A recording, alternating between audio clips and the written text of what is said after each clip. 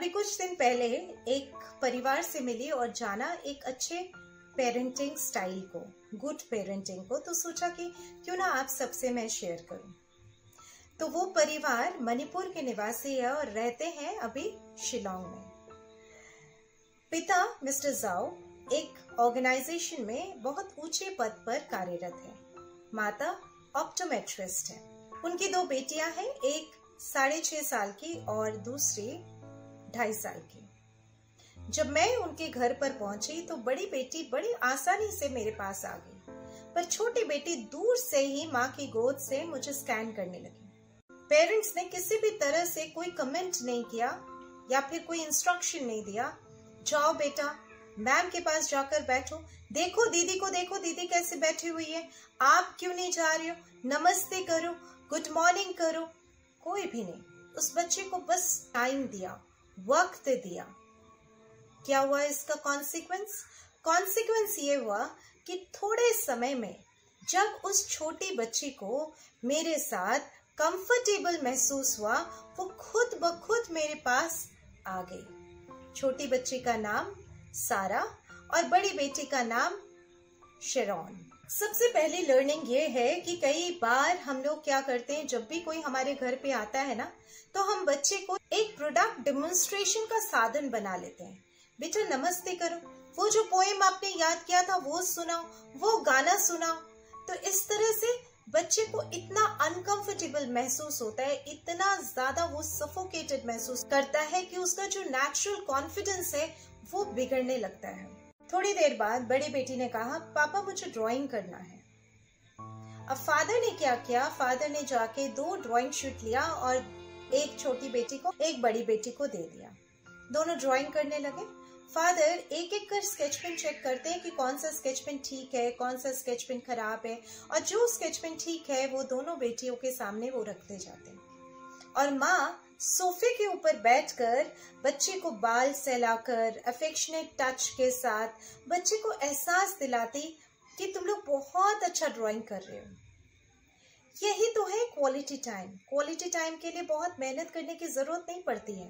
Quality time के लिए जरूरत है बच्चे के साथ होना और बच्चे को ये मैसेज देना अपने हाव भाव से कि बेटा हम आपके साथ हैं, यू आर इम्पोर्टेंट टू अस।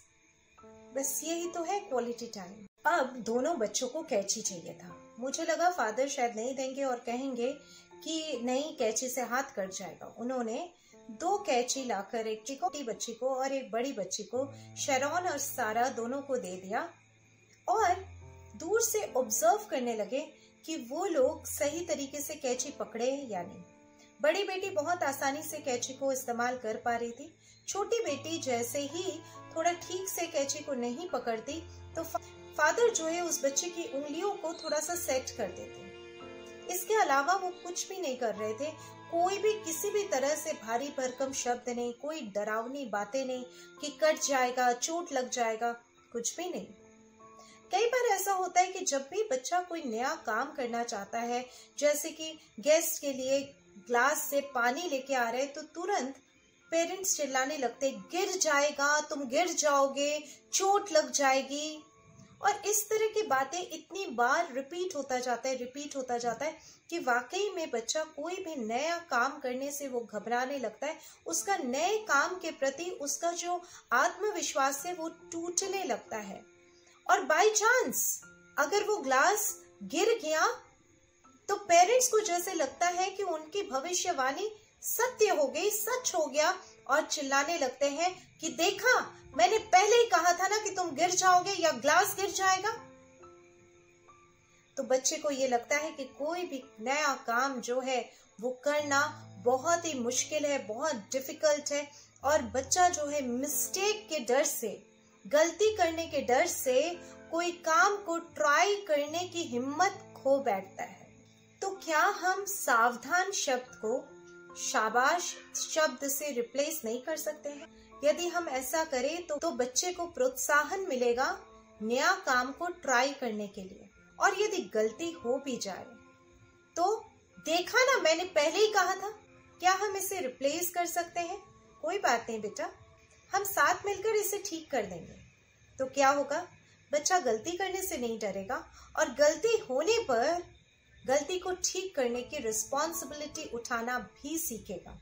तो उन पेरेंटिंग के पॉइंट्स को हम रिवाइज कर लेते हैं जो मिस्टर जाओ और उनके फैमिली से मुझे सीखने को मिला। पहली चीज, आपका बच्चा कोई डेमोन्स्ट्रेशन का प्रोडक्ट नहीं है, इसलिए कोई भी आपके घर पे आए तो उसे नमस्ते करो, हेलो करो, इस तरह के कमांड देकर, इंस्ट्रक्शन देकर, बार बार बार बार ऐसे इंस्ट्रक्शन देकर उसे असहज ना बनाए, उसे नॉर्मल रहने दे, नेचुरल रहने दे, उसे सफोकेटेड ना फील कराएं। आप यदि सही तरीके से अपने गेस्ट के साथ पेश आते हैं तो वो बच्चा अपने आप ही शिष्टाचार, मैनर्स सीखता जाएगा। बच्चे को क्वालिटी टाइम देने के लिए जरूरी नहीं है कि आप बहुत बड़ी बड़ी चीजें करें। बीइंग प्रेजेंट एक बहुत सिंपल तरीका है जिससे कि आप बच्चे के साथ क्वालिटी टाइम व्यतीत कर सकते हैं। बीइंग प्रेजेंट में अप्रिसिएशन यानी प्रशंसा के कुछ शब्द और अपने अफेक्शनेट टच से आप उसके अंदर एक सिक्योरिटी की फीलिंग और एक कॉन्फिडेंस उसके जीवन के लिए भर सकते हैं। तीसरा, बच्चे को अपने जीवन के यात्रा में अच्छे और बुरे दोनों के एक्सपीरियंस को अनुभव करने दें। यदि वो कुछ नया ट्राई करना चाहे तो उसे प्रोत्साहित करें, डराए नहीं, और सिर्फ ध्यान दे कि वो सेफ जोन में तो है ना। फोर्थ, कितना भी बिजी क्यों ना हो आप सोचे कब, कहाँ और कैसे आप अपने बच्चे के साथ समय व्यतीत कर सकते हैं। इससे न केवल आपके बच्चे की परवरिश अच्छी होगी, आपके स्ट्रेसफुल लाइफ में आपको बहुत शांति भी प्राप्त होगी। मैं थैंक्स करती हूँ जाओ को, उनकी वाइफ को, उनकी 2 छोटी प्यारी बच्चियों को, शेरॉन एंड सारा को। Thank you so much.